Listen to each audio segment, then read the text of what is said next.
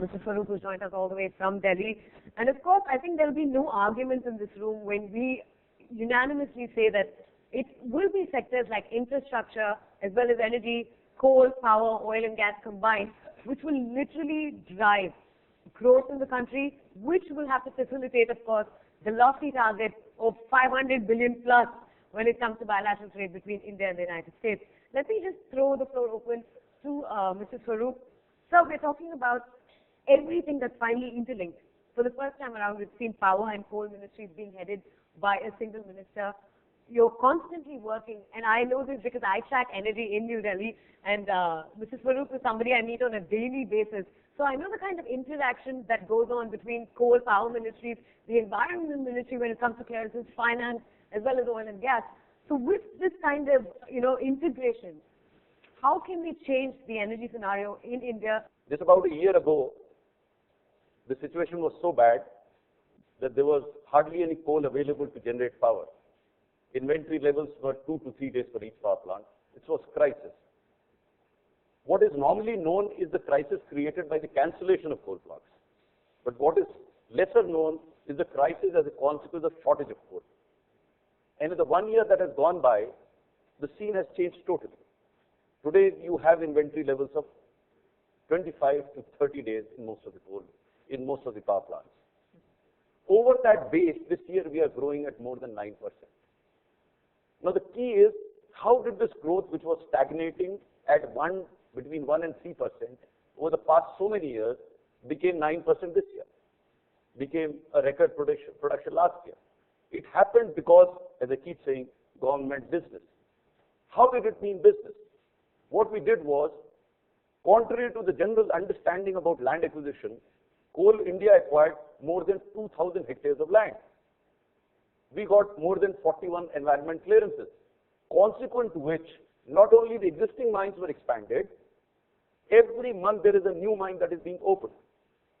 Now the next question is, how did this happen?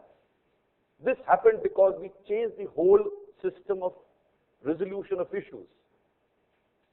Because instead of solving problems sitting in Delhi, our teams went to the states, sat with the senior officers there, and engaged with them in conveying a value proposition to them that in doing what we were asking them to do, they would also stand to benefit. The government is looking at giving energy 24/7.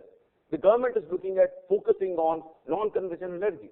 We are looking at 100,000 megawatts in the next 5 to 6 years. So that is the potential for investment, as I think.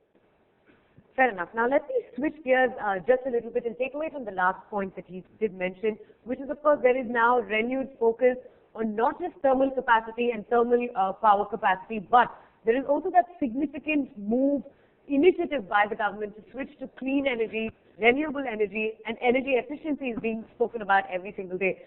And this is where I get Mr. Pashupati Gopalan to join the conversation. What exactly do you think the potential of renewables is? And we have a very lofty target, once again, set by the government.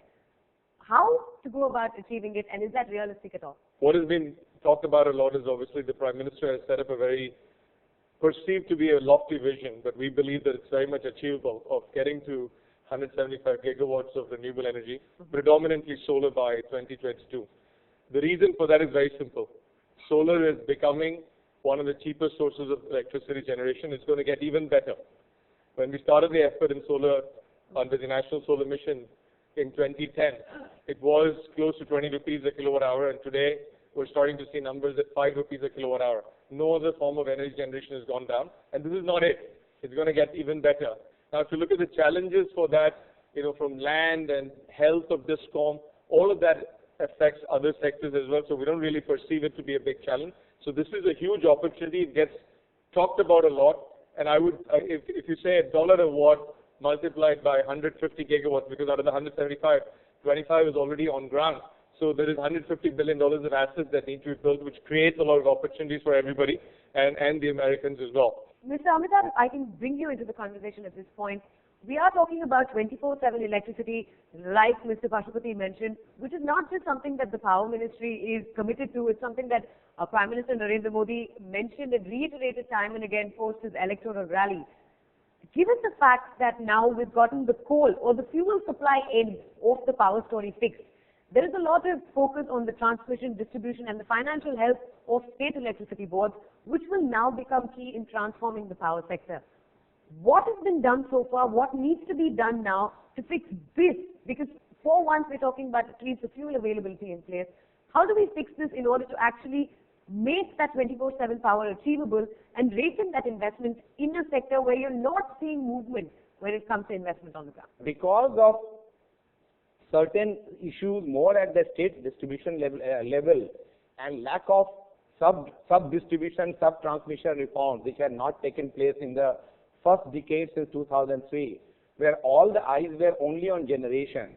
Now the central government and the state governments also, especially the progressive states, have started thinking about actual reforms at sub-distribution, sub-transformation, and through the connectivity at the last mile.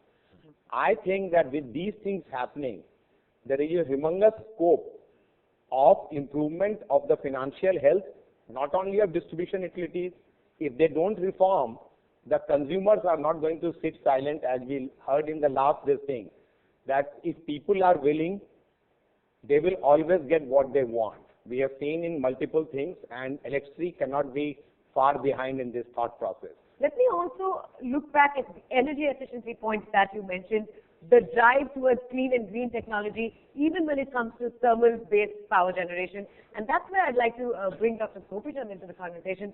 What is the role and really the potential that technology and R&D will play when you talk about reforming the energy sector in India? Only then can we talk about the role that it will play in increasing bilateral trade between India and the US. We have significant amounts of high ash coal. So anything to do with high ash coal utilization, the research which goes into that, we have to take a lead. Research, better combustion and higher efficiencies, we need to be the fast follower at this point of time, and we can take a lead going forward as well. So then going from coal to other sources of energy, if you look at solar, Pashupati will be able to talk about it more, but he mentioned it, the per megawatt of solar, you need 4 acres of land now because of better efficiencies. So where is that land and what is the cost of that land as we add significant amounts of solar energy is going to be something that we need to look at.